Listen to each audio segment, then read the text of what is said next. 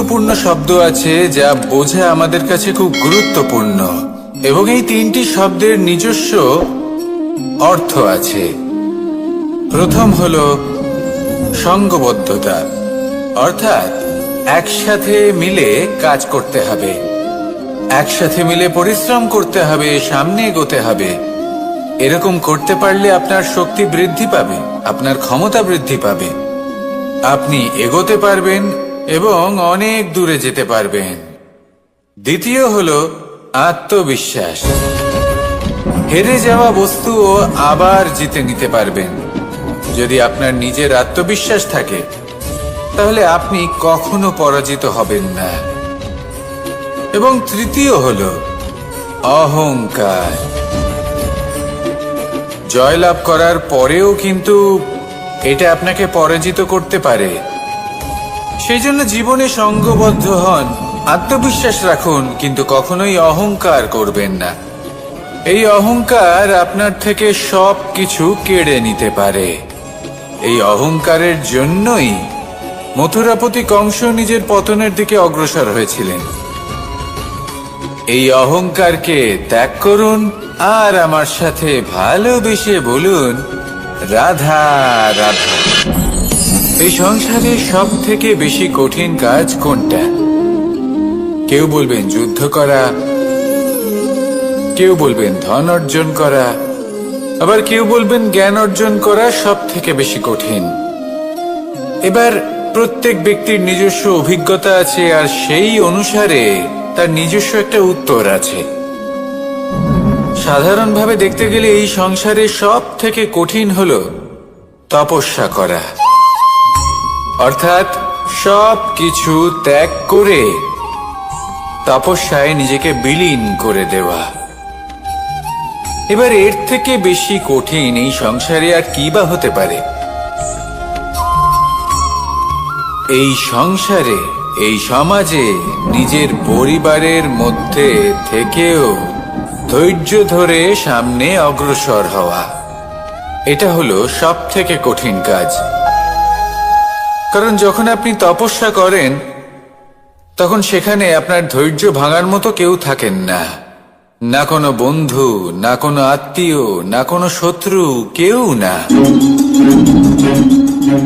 কিন্তু যখন আপনি এই সমাজে, এই পরিবারে থাকেন, কোনো না কোনো ব্যক্তি এসে আপনার ধৈর্যের বাঁধ ভেঙে দেওয়ার ক্ষমতা রাখেন। তারা আপনার ধৈর্যের বাঁধ ভেঙে দেয়, আর কখনো কখনো তারা অনিচ্ছাকৃতভাবেই সেটা করে থাকেন। কারণ তাদের মানসিকতা আপনার থেকে আলাদা, তাদের কর্ম আপনার থেকে আলাদা, তাদের দৃষ্টিভঙ্গি আপনার থেকে আলাদা, জীবন যাপন আপনার থেকে আলাদা। সেক্ষেত্রে আপনি ধৈর্যচ্যুত হন, প্রসন্নতা আপনার থেকে ছিনিয়ে নেওয়া হয়। সেই জন্য এই সংসারে, এই পরিবারের থেকেও ধৈর্য ধরে সামনে অগ্রসর হওয়া কোনো পর্বতের শিখরে গিয়ে তপস্যা করার থেকেও অনেক বেশি কঠিন।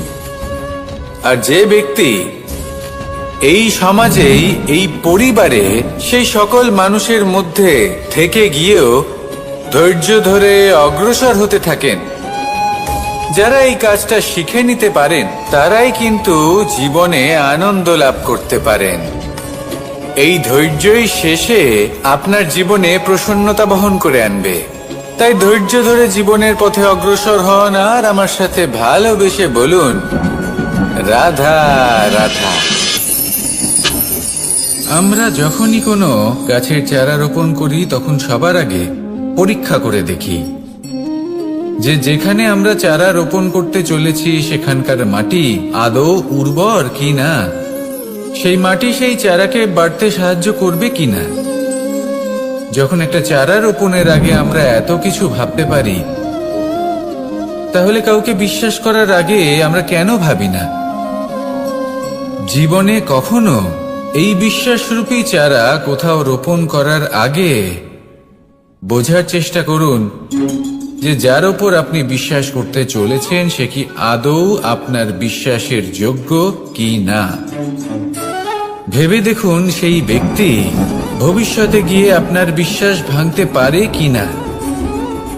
এটাও ভেবে দেখুন যে যাকে আপনি বিশ্বাস করতে চলেছেন তাকে আপনি বিশ্বাস করলে নিজের জীবনের উদ্দেশ্যে আপনি অগ্রসর হতে পারবেন কিনা। আর তার জন্য প্রয়োজন সঠিক সিদ্ধান্ত, পরখ করা, কোনটা উচিত কোনটা অনুচিত সেটা বোঝা। আর তাতে কিন্তু আপনি সন্দেহবাতিক হবেন না, তাতে আপনি আরো নিপুণ হয়ে উঠবেন। তাই যদি আপনি নিপুণ হয়ে উঠতে চান তাহলে বোঝার চেষ্টা করুন, পরখ করে দেখুন, কোনটা উচিত কোনটা অনুচিত বুঝুন। আর বিশ্বাস তখনই করুন যখন আপনি 100% নিশ্চিত হবেন যে সে বিশ্বাসের যোগ্য। আসুন আমার সাথে ভালোবেসে বলুন, রাধা রাধা।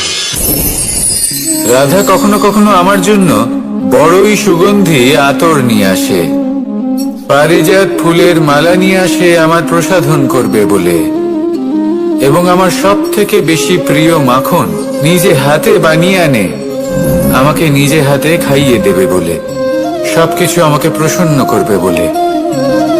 কিন্তু আপনি কখনো ভেবেছেন যে এই আতর কিভাবে বানানো হয়?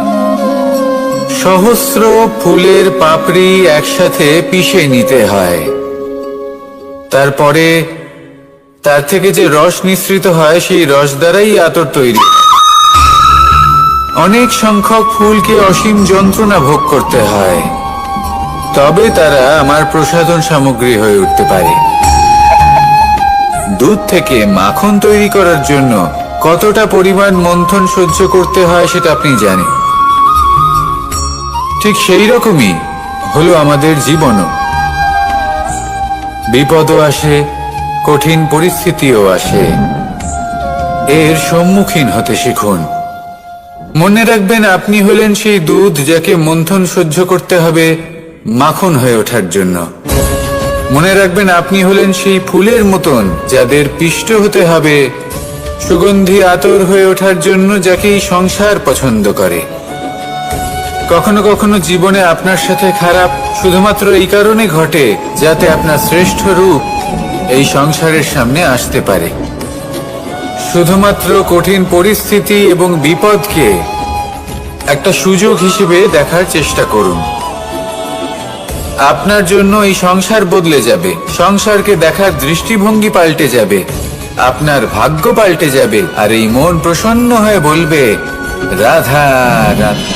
পাশা নামক এই খেলাটি আপনারা নিশ্চয়ই খেলেছেন, না খেলে থাকলে দেখেছেন, আর যদি দেখেও না থাকেন তাহলে নিশ্চিত রূপে শুনেছেন।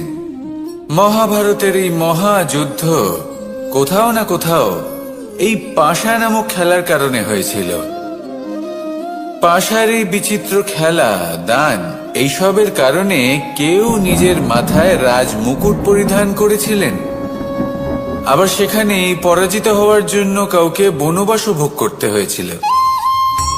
কিন্তু এই খেলা সমাপ্ত হওয়ার পরে সমস্ত ঘুঁটি আর এই পাশার ছক একই পুটলিতে স্থান পেল। এটাই হলো আমাদের জীবন। এই সংসারে আমরা জয় পরাজয়ের বিষয়ে এতটাই ভাবি, এত চিন্তা করি যে এই জীবনের খেলার আনন্দটাই উপভোগ করতে পারি না। আর অবশেষে কি হয়? কেউ জয়ী হন, কেউ পরাজিত হন, কিন্তু দুজনেই একই স্থানে পৌঁছে যান। প্রত্যেক ব্যক্তি মৃত্যুর পরে একটি নির্দিষ্ট স্থানেই পৌঁছতে বাধ্য, কিন্তু ততক্ষণ এই জীবন, এই খেলা, তার আনন্দ উপভোগ করুন। এই সংসারে সেই ব্যক্তি শ্রেষ্ঠ স্থানে পৌঁছতে পেরেছেন যিনি এই সংসারকে প্রকাশ প্রদান করেছেন, যিনি কখনো জয় পরাজয় এই বিষয়ে ভাবেননি, শুধু এই জীবনের খেলার আনন্দ উপভোগ করেছেন। এটাই আপনিও করুন, আর আমার সাথে ভালোবেসে বলুন, রাধা রাধা। প্রত্যেক মানুষ নিজের জীবনে দুঃখ অনুভব করেন। প্রত্যেকের দুঃখ আলাদা হতে পারে। কারোর মনে এই দুঃখ থাকে যে সে তার বাবা মায়ের সব ইচ্ছে পূরণ করতে পারেননি। কেউ এটা ভেবে দুঃখ পান যে সে চিরকাল সদাচার করেছেন, সৎকর্ম করেছেন, কিন্তু তাও তাকে দুরাচারী বলে মনে করা হয়। কেউ এটা ভেবেও দুঃখ পান যে তার সামনে যে ব্যক্তি রয়েছেন তার চোখে তিনি শত্রু হয়ে উঠেছেন বা দুষ্ট হয়ে উঠেছেন, যেখানে তিনি হয়তো কোনো অনুচিত কাজই করেননি। এবার এই সমস্ত বিষয় নিয়ে ভেবে নিজের ব্যক্তিত্ব নিয়ে সন্দেহ প্রকাশ করবেন না। যদি নিজের ব্যক্তিত্ব নিয়ে কোনো সন্দেহ থেকে থাকে, তাহলে কর্ম সংক্রান্ত প্রশ্ন করুন যে আপনি যা করেছেন তাতে কি উচিত ছিল, কি অনুচিত ছিল। যেটা প্রয়োজন সেটা এটা বোঝার যে আপনার অন্তর্মন, আপনার বিবেক আপনাকে কি বলছে, আর আপনার অন্তর্মন আর আপনার বিবেক আপনাকে যেটা করতে বলবে শুধু সেটাই করুন। আর তারপরে এই সংসার কি বলবে, কি ভাববে সেসব নিয়ে ভাবতে যাবেন না, কারণ এই সংসার তো ঈশ্বরকেও প্রশ্ন করে থাকে, ঈশ্বরকেও দোষী মনে করে। কখনো কখনো যখন কোনো ঘটনা মানুষের ইচ্ছা অনুযায়ী ঘটে না, তখন মানুষ এটা বলে যে হে ঈশ্বর, আপনি আমার পাশে থাকলেন না, আপনি বড়ই কঠোর, এটা আপনার দোষ। যেখানে বেশিরভাগ সময় হয়তো সে নিজেই নিজের কর্মফল ভোগ করছে। আর কখনো কখনো ঈশ্বর হয়তো তার জন্য আরো ভালো কোনো পরিকল্পনা করে রেখেছেন, কিন্তু মানুষ এটা বুঝতে পারে না। তাই দিনের শেষে যেটা প্রয়োজন সেটা হলো নিজের মনের কথা বুঝতে হবে। আপনার বিবেক কি বলছে শুধু সেটাই করুন, আর সামনে এগোতে থাকুন। আমার সাথে ভালোবেসে বলুন, রাধা রাধা।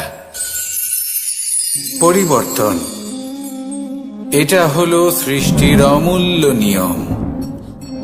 এই সংসারে সবকিছু সময়ান্তরে পরিবর্তিত হয়, এই সময়ও পরিবর্তিত হয়। পরিবর্তন চিরকাল হয়ে এসেছে আর চিরকাল হতে থাকবে। কিন্তু এবার আমরা সেই পরিবর্তন কিভাবে লাভ করব, যেটা আমাদের প্রয়োজন, যেটা আমরা চাই। আমরা জীবনে বিকাশ চাই। এই বিকাশ কিভাবে লাভ করতে পারি? এই প্রকৃতি কিন্তু আমাদের অত্যন্ত উত্তম উদাহরণ দিয়ে বুঝিয়েছে। একটি বিন্দুর উদাহরণ দিয়েছে যা ভবিষ্যতে একটা বিশাল নদীর আকার ধারণ করে। এটা কিভাবে হয়? মেঘ থেকে একটি বিন্দু ঝরে পড়ে সেই পর্বতের ওপর যেখানে হিম আছে। সেই হিমের সংস্পর্শে আসা মাত্র সেই বিন্দুর সাথে আরো বেশ কিছু বিন্দু যুক্ত হয়। তারপর তারা অগ্রসর হয়, আরো কিছু বিন্দু যুক্ত হয়, আস্তে আস্তে একটা ক্ষীণ ধারার রূপ ধারণ করে, এবং সেটাই ভবিষ্যতে আরো এগোতে থাকে। অনেকটা যাওয়ার পর যখন অনেক সংখ্যক বিন্দু একসাথে যুক্ত হয়, তখন সেটা বিশাল নদীর আকার ধারণ করে। এবার আমরা মানুষ বলে আমাদের সাথে এই নিয়মের অন্যথা হয় তা নয়। আমরাও এই প্রকৃতির অংশ, আমাদের ক্ষেত্রেও একই নিয়ম প্রযোজ্য। যখন পরিশ্রম করে অনেক সংখ্যক বিন্দু আমরা একত্রিত করব, তখনই পরিবর্তনের নদী প্রবাহিত হবে। প্রয়োজন হল নিরন্তর পরিশ্রম করা এবং ধৈর্য ধরা। এটা করতে থাকুন, জীবনে সবকিছু লাভ করতে পারবেন।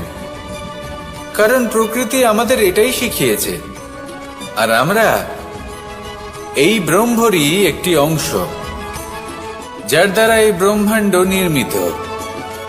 আসুন আমার সাথে ভালোবেসে বলুন, রাধা রাধা।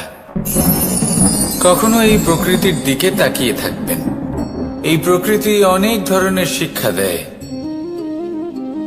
কোন একটা গাছকে দেখুন কিভাবে সে মাটি থেকে জল শুষে নেয়। সে ঝড় হোক বা হোক কড়া রোদ, সব সহ্য করে এবং অবশেষে সে ফল ধারণ করে। আর সেই ফল উৎপন্ন করার পরে সে ফল কিন্তু সে নিজে গ্রহণ করে না, এই সংসারকে প্রদান করে, যাতে পশু পাখি মানুষ তারা এই ফল গ্রহণ করে শক্তিশালী হয়ে উঠতে পারে, সুস্থ থাকতে পারে। সেভাবেই নদী, সরোবর এরা নিজেরাও কিন্তু নিজেদের জল গ্রহণ করে না, মাটিকে প্রদান করে, পশু পাখিকে প্রদান করে। সূর্য নিজেও নিজের জন্য প্রজ্বলিত হয় না, সে প্রকাশ ছড়িয়ে দিতে চায় আমাদের সবার কাছে, সে আলো পৌঁছে দিতে চায়। এই প্রত্যেকের কর্মে পরমার্থ নিহিত আছে, আর সেই জন্যই এদের সকলকে পুজো করা হয়। তাই মনে রাখবেন, আপনার কাছে জীবন যাপনের অতিরিক্ত যা কিছুই আছে তা পরমার্থের জন্য। তাহলে তার সদ্ব্যবহার করুন আর আমার সাথে ভালোবেসে বলুন, রাধা রাধা। আমরা প্রত্যেকেই অবশ্যই এমন সময় দেখেছি যখন অনেকগুলো সমস্যা একসাথে আমাদের জীবনে এসে পড়ে। সমস্যা আমাদের প্রত্যেকের জীবনেই থাকে, আমরা তার সমাধান খুঁজতে চেষ্টা করি, কখনো সমাধান খুঁজে পাই, আবার কখনো যতই চেষ্টা করি না কেন কোনো সমাধান খুঁজেই পাই না। আর যখন এটা হয় তখন মানুষ অত্যন্ত বিচলিত হয়ে পড়েন। নিজের আত্মীয় স্বজন, নিজের বন্ধু বা সংসার, এদের ওপরে এই দোষ চাপিয়ে দেন যে এদের জন্যই এই সমস্যা এসেছে। এবার যদি আমি আপনাকে কোনো পরামর্শ দিই তাহলে এটাই বলবো যে দৃষ্টিভঙ্গি পাল্টে দেখুন। এই দৃষ্টিভঙ্গি দিয়ে দেখুন যে এই সংসারে যে সমস্যায় আসুক না কেন তার জন্য কেউ দোষী নয়, না আপনি না অন্য কেউ। এই পুরো খেলাটাই আপনার মানসিকতা, আপনার দৃষ্টিভঙ্গির, আপনার মনের। কিভাবে বোঝাচ্ছি, যখন আমাদের মন শক্ত থাকে তখন কঠিন থেকে কঠিনতর পরিস্থিতিও আমাদের জীবনে খুব বেশি হলে প্রতিস্পর্ধা হয়ে থেকে যায়। সেখানে যদি আমাদের মন দুর্বল থাকে তখন অল্প কঠিন পরিস্থিতিও আমাদের কাছে খুব বড় সমস্যা হয়ে যায়, তাই না? একটা শক্ত মন কঠিন পরিস্থিতিকে প্রতিস্পর্ধা হিসেবে দেখে আর তার মধ্যে ওটা সুযোগ খুঁজে নেয়। আমাদের শুধু এটাই করতে হবে। এই সংসারে অন্য কাউকে দোষী মনে করলে আপনার সমস্যা দূর হয়ে যাবে না। সেই জন্য এই সংসারকে দোষ দেওয়ার বদলে এই সমস্যার মূলে চলে যান, সেটাকে বুঝুন, নিজের এই মনকে শক্ত করে তুলুন। যদি আপনার মন শক্তিশালী হয় তাহলে এই সংসারে অনেক বড় বড় কঠিন থেকে কঠিনতর পরিস্থিতিও যদি আসে, আপনার জীবনে যতই বড় বড় সমস্যা আসুক না কেন আপনার লক্ষ্য লাভে বাধা দিতে পারবে না। আসুন আমার সাথে ভালোবেসে বলুন, রাধা রাধা। আমরা সবাই পাথর দেখেছি, পর্বতও দেখেছি, শুকনো পাতাও দেখেছি, শ্যামল বনানীও দেখেছি। কখনো ভেবেছেন পাথরের অস্তিত্ব কিন্তু ততক্ষণ পর্যন্ত যতক্ষণ সে পর্বতের গায়ে আটকে থাকে। যখন সেই পর্বত থেকে সেই পাথর ভিন্ন হয়ে যায় ও নিজের অস্তিত্ব হারিয়ে ফেলে।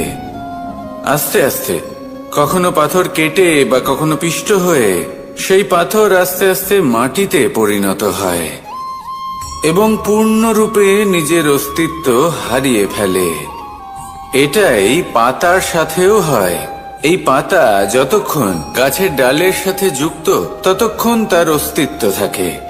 যখনই ডাল থেকে বিচ্ছিন্ন হয় সেও নিজের অস্তিত্ব হারিয়ে ফেলে। আর এটাই আমাদের সাথেও হয়। যতক্ষণ আমরা নিজেদের আপনজনের সাথে যুক্ত থাকি আমাদের অস্তিত্ব বজায় থাকে। যখন আপনজনদের সাথে সম্পর্ক ছিন্ন করি তখন আমরাও আমাদের অস্তিত্ব হারিয়ে ফেলি। এবার এই সংসারের প্রত্যেক ব্যক্তি স্বতন্ত্র থাকতে চান, আর অনেক ব্যক্তি স্বতন্ত্র থাকবেন বলে আপনজনদের দূরে করে দেন আর তাদের সাথে এই সম্পর্ক ছিন্ন করেন। এটা কি সত্যি প্রয়োজন? আপনজনদের সাথে সম্পর্ক ছিন্ন করে নিজের অস্তিত্ব হারিয়ে ফেলা প্রয়োজনীয়, নাকি আপনজনদের সাথে সম্পর্ক বজায় রেখে নিজেদের স্বতন্ত্র করে রাখা সেটা আবশ্যক? নির্বাচন আপনারই। আসুন আমার সাথে ভালোবেসে বলুন, রাধা রাধা। আপনি কি কখনো নৌকা যাত্রা করেছেন? করে না থাকলেও নিশ্চয়ই দেখেছেন যে এই জল, যা নিজের অন্তরে সব কিছু সমাহিত করে নিতে পারে, এই নৌকা সেই জলের ওপরেই ভেসে থাকে। নদীর স্রোত কাটিয়ে সে সামনে অগ্রসর হয়। কিন্তু যদি এই নৌকায় কোনো ছিদ্র হয়, তাহলে কিন্তু সেই নৌকা ডুবে যাবে। আর এতে কোনো তফাৎ হবে না যে সেই ছিদ্র ছোট নাকি বড়, নৌকা ডুবে যাবে। এই ছিদ্র হলো আমাদের জীবনে আমাদের অপগুণ, আমাদের দোষ, আমাদের বিকার। কখনো এটা ভাববেন না যে এই দোষ খুবই ছোট, এতে কিছুই যাবে আসবে না। না, সেই ছোট দোষ, সেই ছোট বিকার, যদি সেটাকে শুধরে না নেন, তাহলে সেটা আপনাকে আপনার পতনের দিকে নিয়ে যাবে। শেষ পর্যন্ত এটা আপনার উপর নির্ভরশীল যে আপনি কি চান। আপনার জীবনের এই নৌকা এভাবেই ডুবে যেতে দেখবেন, নাকি নিজেকে শুধরে নিয়ে সেই নৌকার সেই ছিদ্রটাকে ভরিয়ে তুলতে চাইবেন? নির্বাচন আপনার। আসুন আমার সাথে ভালোবেসে বলুন, রাধা রাধা। জল, জলই পৃথিবীতে বেঁচে থাকার জন্য আবশ্যক তো বটেই, কিন্তু এই জল আমাদের একটা অত্যন্ত গুরুত্বপূর্ণ শিক্ষা প্রদান করে। কখনো এই জলকে দেখেছেন? যে পরিস্থিতিতেই এই জল প্রবাহিত হোক না কেন, এর উপর যা কিছুই প্রভাব থাকুক না কেন, এর পথে যতই বাধা আসুক না কেন, তার মধ্যে থেকে ও নিজের পথ ঠিক বের করে নেয়, কিন্তু নিজের প্রবাহ থামতে দেয় না, ক্রমাগত অগ্রসর হতে থাকে। সেরকমই একটা শিক্ষা যেটা আমরা জল থেকে পেয়ে থাকি, তা হলো এটা: আমরা যখন জলের দিকে তাকাই, তখন আমরা নিজের প্রতিবিম্ব দেখি, স্পষ্টভাবে দেখতে পাই। কিন্তু তখনই দেখতে পাই যখন এই জল শান্ত থাকে, স্থির থাকে। যদি এই জল অশান্ত হয়ে থাকে, স্থির না হয়, তাহলে আমরা এতে নিজের প্রতিবিম্ব দেখতে পাই না। এটাই আমাদের মনের সাথেও হয়ে থাকে। যখনই জীবনে কোনো সংকট আসে, যদি আমরা শান্ত মনে, স্থির মনে সিদ্ধান্ত নিই, তাহলে সেটা এমন একটা শীতল সিদ্ধান্ত হবে যেটা আমাদের ভবিষ্যৎকে একটা শ্রেষ্ঠ স্থানে নিয়ে যাবে। যদি এই মন অশান্ত হয়, বিচলিত হয়, পীড়িত হয়, দুঃখিত হয়ে থাকে, রুষ্ট হয়ে থাকে, তাহলে অনেক সময় আমরা এমন সিদ্ধান্ত নিই যেটা আমাদের জন্য অনুচিত প্রমাণিত হয়। যখন আপনি ক্রুদ্ধ ছিলেন বা দুঃখের বশে ছিলেন, তখন অনেক সময় হয়তো এমন সিদ্ধান্ত নিয়েছেন যেটার জন্য ভবিষ্যতে আপনি অনুশোচনা করেছেন। এবার দেখুন, এই আবেগগুলো থেকে আমরা পালাতে পারবো না, কিন্তু এই আবেগগুলো আপনার উপর কতটা প্রভাব ফেলবে সেটা আমরা অবশ্যই ঠিক করতে পারি। এই মনকে আমরা নিয়ন্ত্রণ করতে পারি। এটাই করুন, চিন্তা করুন, এই মনকে শান্ত রাখুন, স্থির হতে চেষ্টা করুন, আর তারপরে সিদ্ধান্ত নিন। আসুন আমার সাথে ভালোবেসে বলুন, রাধা রাধা। এই সংসারে ভৌতিক বস্তুরও নিয়তি আছে। যারাই এই সংসারে আসে বা উৎপন্ন হয়, তারা কিছুমাত্র সময় পর্যন্তই এখানে থাকতে পারে, আর তারপরে সেও লুপ্ত হয়ে যায়। অর্থাৎ সে নিজেও এই পঞ্চমহাভূতে সমাহিত হয়ে যায়। আমাদের সাথেও ঠিক এটাই হয়। সেই জন্যই ঈশ্বর দ্বারা প্রদত্ত এই উপহারের বিষয়ে ভাবুন, এই জীবনের বিষয়ে ভাবুন। ঠিক যেমন বিশ্বাস ভঙ্গ হলে কোনো ব্যক্তি আমাদের কাছে অপরিচিত হয়ে যান, ঠিক সেরকমই শেষ নিঃশ্বাস ত্যাগের পর এই শরীরও আমাদের কাছে পরই হয়ে যায়। তাই এই শরীর থাকাকালীন শ্রেষ্ঠভাবে একে সদ্ব্যবহার করুন। এই জীবনে শ্রেষ্ঠ কর্ম করুন। আর এই জীবনকে শ্রেষ্ঠভাবে যাপন করার জন্য কিছু কথা বোঝা প্রয়োজনীয়। যদি আপনি কারোর প্রশংসা করেন তাহলে পূর্ণ হৃদয় দিয়ে করুন। যদি আপনি হস্তক্ষেপ করে থাকেন তাহলে মস্তিষ্ক দ্বারা করুন। যদি আপনি সমীক্ষা করেন তাহলে বিবেক দ্বারা করুন। যদি আপনি ধন অর্জন করতে চান তাহলে নীতি অনুসারে চলুন। যদি জীবন যাপন করতে চান তাহলে রীতি মেনে করুন। আর যদি ঈশ্বরের ভজন করতে চান তাহলে ভক্তিভাব নিয়ে করুন। শুধু এই কথা মনে রাখবেন যে আপনার এই জীবন কিন্তু অনিশ্চিত কাল পর্যন্তই আছে। কতক্ষণ আছে সেটা কেউ জানে না। তাই কিছু মুহূর্ত যেটা যাপন করতে আমরা এখানে এসেছি সেখানে ক্রোধ, অহংকার, ঈর্ষা এইসব আবেগের কি গুরুত্ব বলুন তো? এগুলো ত্যাগ করুন। মানুষকে ক্ষমা করতে শিখুন। আস্তে আস্তে বিশ্বাস করতে শিখুন। এই সংসারে নিঃস্বার্থভাবে প্রেম করতে শিখুন আর সবার মধ্যে আনন্দ বিতরণ করুন। তাই এই সব গুণ যদি আপনি আত্মসাৎ করতে পারেন তাহলে আপনার জীবনে শুধু আনন্দ এবং আনন্দই বিরাজমান হবে। আসুন আমার সাথে ভালোবেসে বলুন, রাধা রাধা। এবার কখনো কখনো জীবনে আমাদের মনে হয় যে চতুর্দিকে শুধুমাত্র অন্ধকারই হয়ে আছে। প্রত্যেকেরই তা কখনো মনে হয়। আর তখনই আমাদের নিরাশ হলে চলবে না, আমাদের দুঃখী হলে চলবে না। সেই সময় আমাদের খুঁজতে হবে নিজেদের আশেপাশে, চতুর্দিকে আর কোথাও না কোথাও আমরা প্রকাশ অবশ্যই দেখতে পাব। আশার একটা কিরণ অবশ্যই দেখতে পাব। কেউ এমন একটা কর্ম করেন যেটা দেখে আমরা প্রেরিত হয়ে যাই। আর এমন কোনো কর্ম যদি আপনারা করেন তাহলে সেই কর্ম আপনার মনকে প্রসন্ন ভাব, আনন্দ এবং ভালোবাসার দ্বারা ভরিয়ে তুলবে।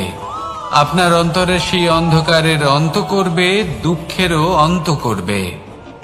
আর এই মন প্রসন্ন ভাব নিয়ে বলবে, রাধা রাধা। দেখতে গেলে এই সংসার বড়ই সুন্দর, কিন্তু আসল সত্যি এটাই যে সংসারে সবকিছু নশ্বর। যেটা কাল ছিল তা আজ নেই, যা আজ আছে তা কাল ছিল না, আর যা আজ আছে তা কালও থাকবে না। প্রত্যেক মানুষকেই যথাসময়ে কালের কাছে মাথা নত করতে হয়। এই রূপের বিনাশ করে বার্ধক্য, প্রাণের বিনাশ করে মৃত্যু। আলস্য, ঈর্ষা ধর্মের বিনাশ করে, আর ক্রোধ বিনাশ করে সম্পর্কের। কিন্তু এরকম একটা অনুভূতি আছে যা একাই সমস্ত গুণ বিনাশ করতে সক্ষম হয়, আর সেটা হলো অহংকার। তাই জ্ঞানকে নিজের কাছে আসতে দিন, কিন্তু অহংকারকে কখনোই নয়।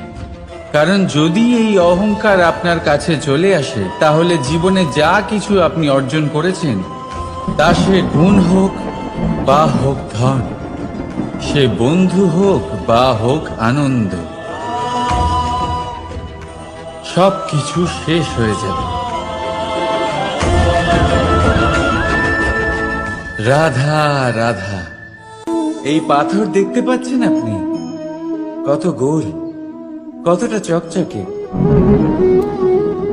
বাচ্চাদের অনেক সময় এটা নিয়ে খেলতে ভালো লাগে, আর কেনই বা লাগবে না? কতটা সুন্দর আর মসৃণ এটা। কিন্তু আপনি কি কখনো ভেবে দেখেছেন এই পাথর আগে কি ছিল? কোনো বিশাল আকার পর্বত, কোনো বিশাল আকার পাথরের একটা বড় ভেঙে যাওয়া অংশ বিশেষ। যেটা কোনোভাবে নদীতে পড়ে নদীর ধারার সাথে বইতে থাকলো, মাটির সাথে ঘর্ষণ হলো, বালির কণার সাথে ঘর্ষণ হতে থাকলো, আর তারপর ধীরে ধীরে এই আকার পেল। এবার আমরাও এই পাথরের মতোই। তাই মনে রাখবেন, আপনার ব্যক্তিত্ব, আপনার এই স্বরূপ ঈশ্বরের দেওয়া কখনোই নয়। হ্যাঁ, প্রকৃতি অবশ্যই আপনাকে জন্ম দিয়েছেন, কিন্তু আপনি নিজে নিজের ব্যক্তিত্বের রচয়িতা, আর আপনি তা রচনা করেন কঠিন পরিস্থিতির মুখোমুখি হয়ে, সংকটের ধারা পার করে। তাই আপনিও এই পাথরের মতো নিরন্তর চেষ্টা করতে থাকুন, নিজের অস্তিত্ব বজায় রাখুন, এই অস্তিত্বকে মহান করতে থাকুন, আর আমার সাথে ভালোবেসে বলুন, রাধা রাধা। বর্ষাকালে যখন ভয়ানক বৃষ্টি হয়, তীব্র গতিতে যখন হাওয়া চলে, তখন আপনি নিশ্চয়ই দেখেছেন যে পাখিরা, যাদের বাসা মাঝে মাঝে ভেঙে পড়ে, নষ্ট হয়ে যায়, কিন্তু আপনি কি কখনো সেই পাখিদের বিলাপ করতে দেখেছেন? কখনো নয়। যখনই সেই বৃষ্টি থেমে যায়, তারা আবার একটু একটু করে খড়কুটো জোগাড় করে তাদের বাসা বানিয়ে ফেলে, নিজের সংসার সেই রকমই বানিয়ে দেয় যেমন আগে ছিল। এমন কেন? কারণ এই ঝড়ের তাণ্ডবের সাথে সেই পাখিদের কোনো বোঝাপড়া করারই নেই। তারা শুধু সেটাই করতে থাকে যেটা তাদের হাতে আছে, আর সেটাই হলো, আর এটাই হলো সুখী জীবনের মূল মন্ত্র।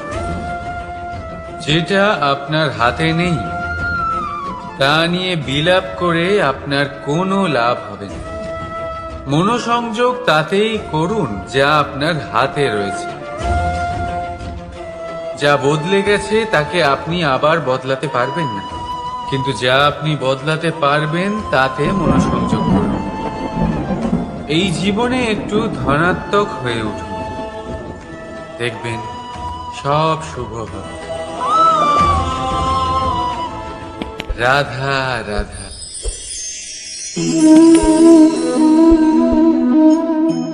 ছোটবেলায় একটা জিনিস আমি কখনো বুঝে উঠতে পারিনি। আমি সবসময় আশ্চর্য হয়ে থাকতাম যে এটা কি করে সম্ভব হতে পারে। ব্যাপারটা ছিল এরকম, আমি আমাদের গোয়াল ঘরে দেখতাম ভিন্ন ভিন্ন রং রূপের গাভী। কারোর রং কালো তো কারোর রং সাদা, কেউ খয়েরি তো কারোর রং বাদামি। এবার আমি দেখতাম কারোর কারোর শিং বড় তো কারোর এত ছোট যে দেখাই যায় না। কোনো গাভী আকারে ছোট ছিল তো কেউ একটু বড়, কিন্তু যখন সেই সব গাভী দুধ দিত, তখন আমি দেখতাম সেই সব দুধ সমান, রং সমান, স্বাদ সমান, গুণও সমান, আর সমান পুষ্টিও। এবার আমি এটা বুঝতে পারতাম না।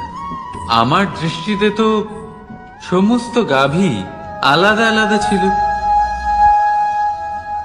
আমি ভাবলাম আমি মাকে জিজ্ঞেস করি। মাকে জিজ্ঞেস করলাম।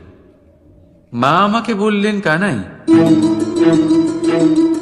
রং রূপ পাল্টালেও গাভীদের বাস্তবিকতা তো পাল্টায় না। গাভী তো গাভীই থাকবে।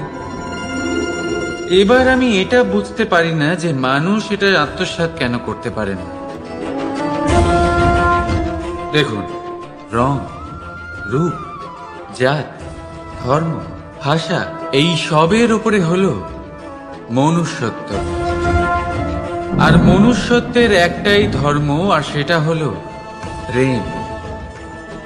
তাই এই প্রেম আপনি সকলের সাথে ভাগ করে নিন, প্রেমের সাথে সকলের সেবা করুন। এই মনুষ্যত্বর অমৃত চেখে দেখুন, আর আপনি বুঝে যাবেন যে আমরা কেউ আলাদা আলাদা নই, আমরা সবাই সমান। রাধা রাধা। সাগর, কত বিশাল হয় এই সাগর! কি না করতে পারে এই সাগর!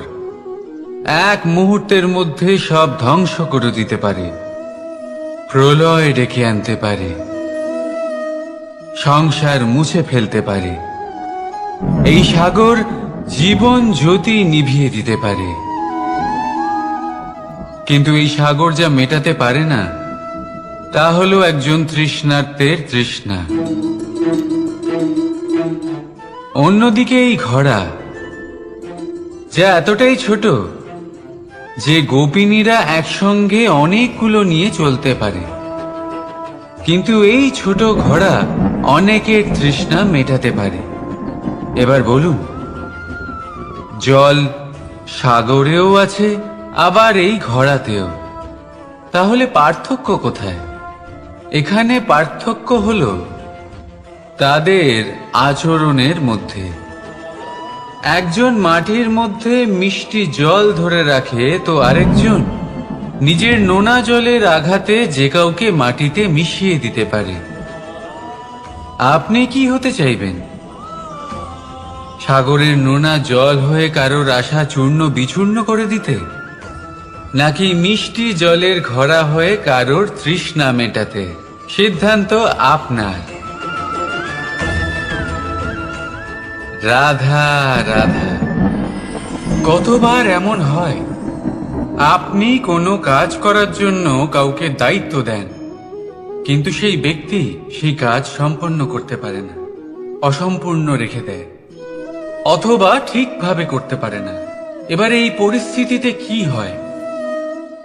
আপনি ক্রুদ্ধ হয়ে যান, তার উপরে আপনি রেগে যান, তাকে তিরস্কার করেন, আর তারপরে সেই কাজ সম্পন্ন করতে আপনি নিজেকেই নিযুক্ত করেন, আর শেষ পর্যন্ত সেই কাজ সম্পন্ন হয়েই যায়। এবার এই বিষয়ে সমস্যা সেই ব্যক্তির চেষ্টায় নয়, সমস্যা আপনি যে সেই ব্যক্তিকে ভরসা করলেন তার ছিল। আমরা অন্যের প্রতি ভরসা করাকে প্রথম পদক্ষেপ বানিয়ে, আর নিজের উপরে বিশ্বাসকে শেষ সম্বল। কিন্তু তার বদলে এটাই হওয়া উচিত যে নিজের উপরে ভরসাকে আমরা প্রথম পদক্ষেপ বানাই, তাকে নিজের সহায় মানতে হবে। যদি আপনি এমন করেন, তাহলে পরিণাম আরো সুখকর, আরো আনন্দদায়ক হবে। তাই মনে রাখবেন, এই সংসারে আপনার সব থেকে বড় ভরসা আর কেউ নেই। এই সংসারে আপনার সব থেকে বড় রক্ষাকর্তা আর কেউ নেই, বরং আপনি নিজেই। রাধা রাধা। আসুন আপনাকে একটা প্রশ্ন করছি, সোনা আর লোহার মধ্যে তফাৎ কি? এবার বেশিরভাগ লোকের উত্তর এটাই হবে যে সোনা বহুমূল্য, সোনার মূল্য লোহার থেকে অনেক বেশি।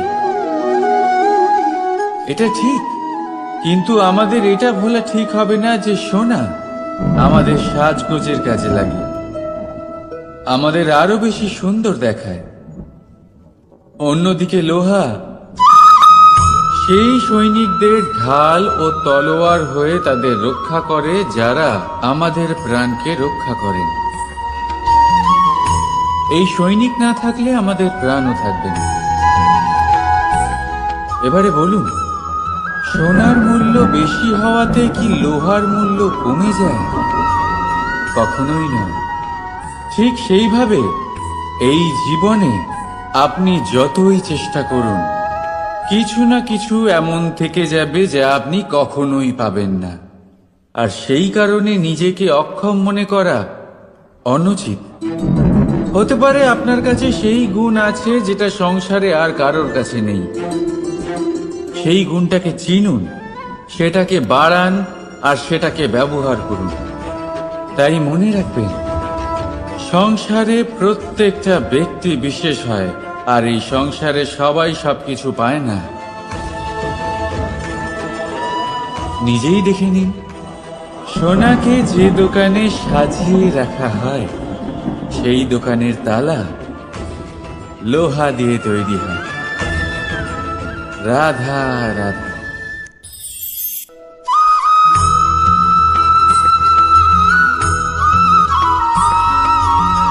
মানুষের মানসিকতা এমন হয় যে সে যতটা করে আশা করে যে তার থেকে অনেক বেশি তার বদলে সে পাবে। দেখুন, সবকিছুই আপনার ভাবনা চিন্তার উপর নির্ভর করছে। আপনি যদি ফলের বিষয়ে ভেবে কর্ম করতে থাকেন তাহলে সেটা অনুচিত। জীবনের আসল আনন্দ হলো নিজের কর্ম করতে থাকা, ফলের চিন্তা করা উচিত নয়। যদি আপনি এরকম ভাবেন যে আমি এতটা করছি, আমার এতটা পাওয়া উচিত, সেই ভাবনা অনুচিত। যদি আপনি সেবার মানসিকতা নিয়ে কর্ম করতে থাকেন, কর্মচক্রে প্রবাহিত হন, যদি আপনি এমন ভাবনা রাখেন যে আমি এতটা পাচ্ছি তাই এর থেকে অনেক বেশি আমি কর্ম করব, তাহলে নিশ্চিত রূপে আপনি যতটা করছেন তার থেকে অনেক বেশি আপনি পাবেন। আপনার আশার থেকে অনেক বেশি আপনি পাবেন। শুধু জীবনে অনেক বেশি কাজ করতে থাকুন, ফলের চিন্তা করবেন না। আর মনে রাখবেন, এই ভাবনাই সব থেকে বড় বীজ। কর্মের উপর বিশ্বাস রাখুন। জীবনে যা যা আপনি চান সবই সুখময় হবে। আসুন আর আমার সাথে ভালোবেসে বলুন, রাধা রাধা।